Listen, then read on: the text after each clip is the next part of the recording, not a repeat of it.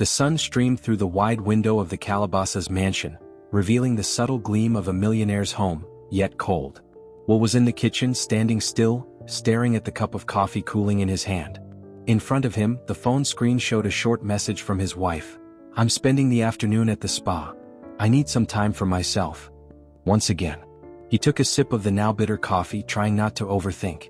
But thinking was all he had been doing for the past few weeks. The signs were there, clear as day. Blank stares, avoided kisses, one-word conversations. And most of all, absence. Not physical absence, they still lived together. It was another kind of absence. A growing emotional distance, like a widening canyon between the two of them. Will had always been observant. And when he loved, he paid even more attention. He knew every expression on her face, every tone of her voice. And lately she no longer looked him in the eyes. She talked, smiled for the cameras, hugged during events, but behind the scenes she was elsewhere. Somewhere else. With someone else? That thought had been growing like a poisonous vine in the back of his mind. He tried to choke it out, but it kept growing, wrapping itself around his chest, tightening. Then he remembered something his son had mentioned a few weeks earlier. "August is coming to stay here again, Dad. He's not doing well, he needs support." August. The young, talented artist and close friend of his eldest son, who often came by the house. Will had always welcomed him as a mentor. He was like a younger brother, or even like a son. At first, he found it admirable that his wife was helping the young man, who was dealing with depression and health issues. She was a sensitive, empathetic woman, someone who believed in emotional and spiritual healing. It was in her nature to get involved, to care. But lately, something had changed. There was something strange in the way she spoke about him. A sparkle in her eyes that Will hadn't seen in a long time. Could it be? Will shook his head, blaming himself for even thinking that. Was it jealousy? Insecurity? Or just paranoia? But the doubt had already taken root. That night, he decided he wouldn't go to bed early. He left the lights off in the living room, sat on the couch with the remote in his hand, but didn't turn the TV on. It was almost midnight when he heard the back door open. Light footsteps. Suppressed laughter. 2 sets of footsteps. He didn't get up. He didn't peek. He wanted to convince himself it was nothing. That she'd just gone out with a friend, or maybe she was helping August through a crisis.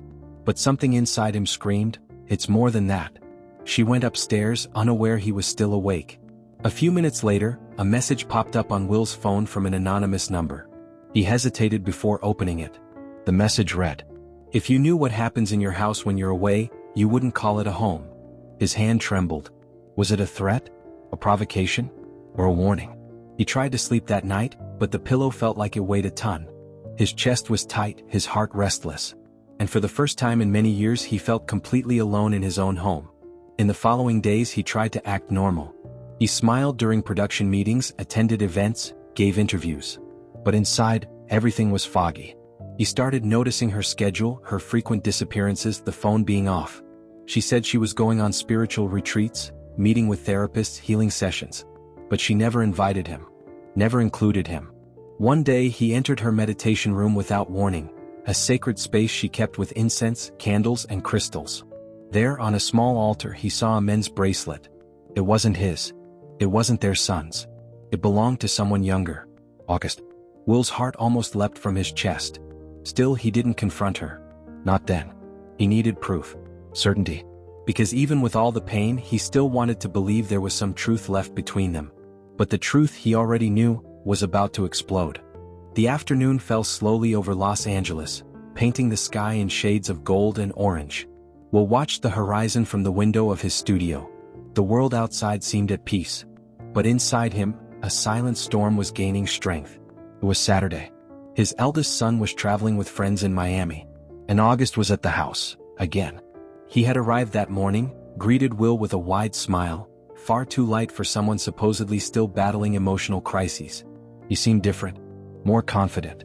More familiar. During breakfast his wife served them both.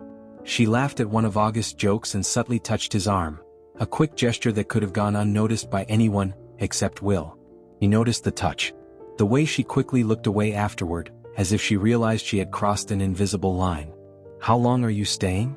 Will asked in a tone too calm to hide the tension. August hesitated for a second, then answered, "Until Tuesday if that's okay with you guys. The energy here does me good." "Of course. This is your home, right?" Will replied, keeping his gaze locked on the young man's face. August looked away and forced a smile, but something in his expression faltered. That night, Will pretended to go to bed early. He went upstairs, took a shower, turned off the lights. But he didn't lie down. He waited. The clock ticked on, minute after minute, until the sounds began. Muffled laughter. Light footsteps in the hallway. And then, silence. Will walked down the stairs slowly, making no noise. He passed through the dark living room and noticed the guest room light, where August usually slept, was off. But there was a sliver of light coming from the meditation room. That sent a chill down his spine. That room was hers. It always had been. He approached, step by step, his heart pounding in his chest like a war drum. The door was slightly ajar. Inside, soft voices, almost whispers. He couldn't make out the words, but he recognized the voices. It was them. Together. Again. Will felt a wave of heat rise through his body, a mix of rage and disbelief. But he didn't push the door open. He just stood there as if he could absorb the truth without having to see it. But the truth was right there, ready to reveal itself at any moment. The next day, he locked himself in his office with his laptop and began reviewing the security camera footage. Not out of paranoia, but out of necessity. The pain of doubt was more corrosive than any hard truth. Most of the cameras were external. But one, installed in the upstairs hallway for old security reasons, captured part of the path between the guest room and the meditation room. Will reviewed footage from previous weeks. Nights when she would leave their bedroom quietly. And August minutes later making the same walk. Always the same pattern. 3 different nights. 3 early mornings. Same movements. Same silence. The confirmation didn't come from explicit images, but from the patterns. Patterns tell you everything once you learn how to read silence. Will slammed the laptop shut. His entire body was trembling. He didn't know what hurt more, the fact that he was being betrayed, or the fact that he was being betrayed in his own home, by someone he had welcomed like a son. And by her. By her. 2 days later, August left. It was good to see you, man, he said, hugging Will in a gesture that now felt cynical. Hope we keep in touch. Will simply nodded. When the door closed, he stood in the middle of the living room. His wife passed by shortly after, wearing a calm, fake smile as if everything was normal. He's doing better, she said. I think being around family really helps. Will just looked at her, silently. But something in his gaze made her stop. Her smile slowly faded. Are you okay? She asked. He hesitated. He could have spoken right then. Exploded. Accused. Pointed the finger and demanded the truth. But no. Not yet. He wanted to see her walk right into her own trap. He wanted to see how far she would go with the lie. Because sometimes silence is the best trap for the truth.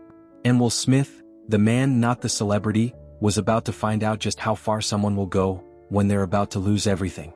It was a Tuesday like any other in Los Angeles, but Will already knew something was about to happen. He had woken up with a strange restlessness, as if the universe were trying to tell him, today, everything changes. He had breakfast alone. The house was quiet as it had been for the past few months. But in that silence there was something different, almost a warning. She wasn't home.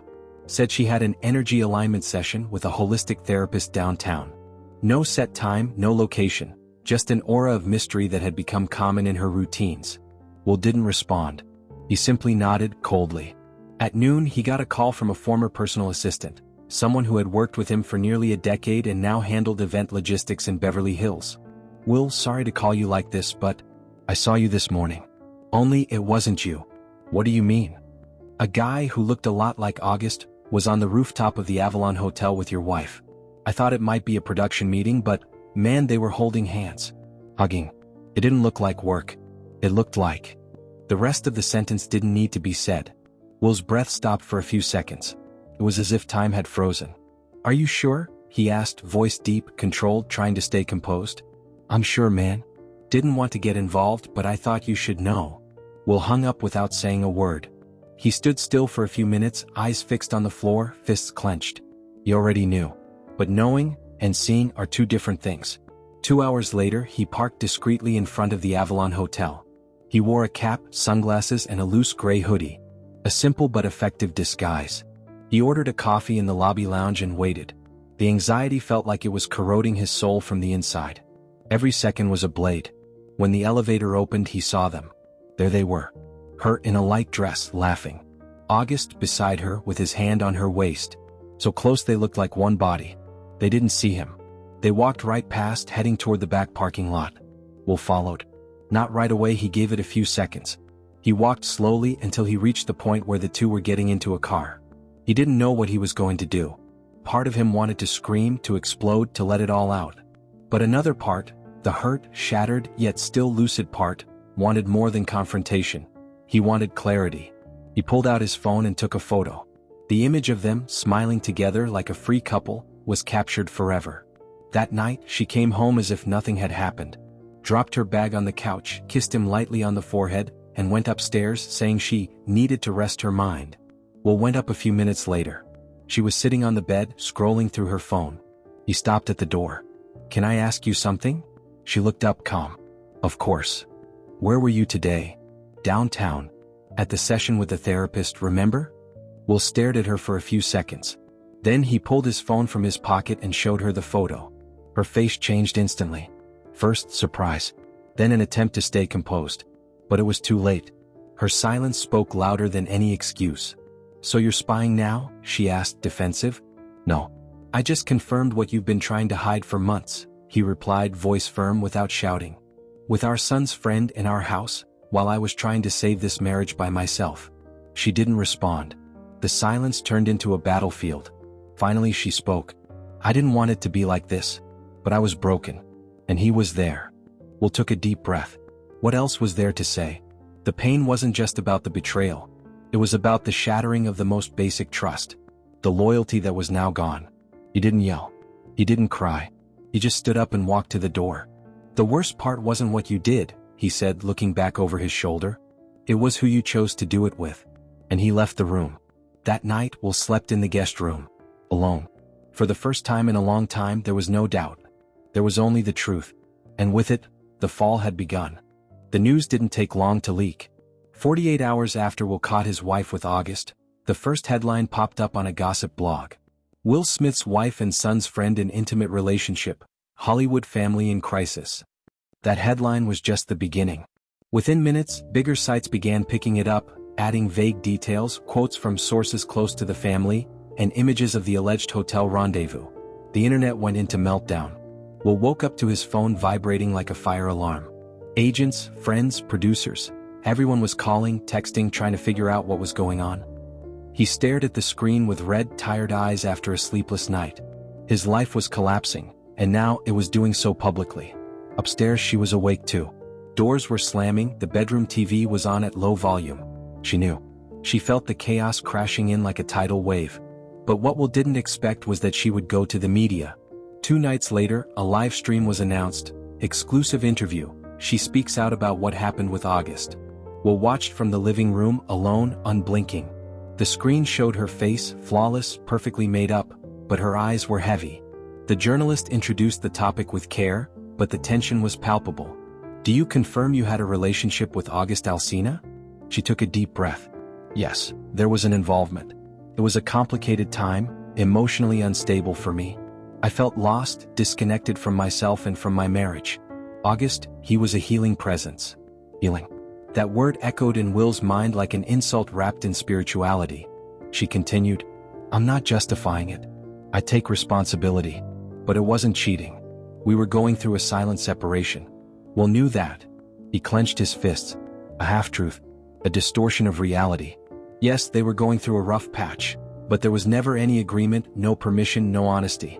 The pain he felt wasn't just from the act itself, but from the way the story was now being spun in public. By the next morning, the internet was divided. Some defended her, saying relationships are complicated, and both were hurting. Others called it betrayal with the godson, accusing her of crossing every moral line. But Will's name was everywhere. And his public image, once again, was that of a man humiliated in front of the cameras. As if he were weak. As if his pain were something to meme. It wasn't the first time. But this was the final straw. Days later, Will agreed to do an interview, not to expose anyone but to speak for himself. It was his turn to tell the story not with anger, but with truth. Sitting in a modestly lit studio, he looked into the camera with hollow but steady eyes. When you trust someone enough to share the silence of your soul, and they use that against you, it's not just betrayal. It's emotional mutilation. The interviewer said nothing. The audience didn't breathe. Every word weighed like a confession. People think they know everything because of the headlines. But what happens at home when there's no audience, that's what really destroys you. He didn't name names. He didn't blame. He just spoke about how he felt: pain, shame, loss. He spoke of the loneliness that comes with success, of what it's like to live in a glass castle, surrounded by eyes waiting for you to fall. And at the end, just before the camera cut out, he said, "I didn't just lose a woman. I lost my home, my peace, and for a while I lost myself." Backstage he cried. For the first time in public, Will Smith broke down. And they weren't tears of rage or wounded pride. They were tears of exhaustion. Of a man who had carried the weight of the world for years.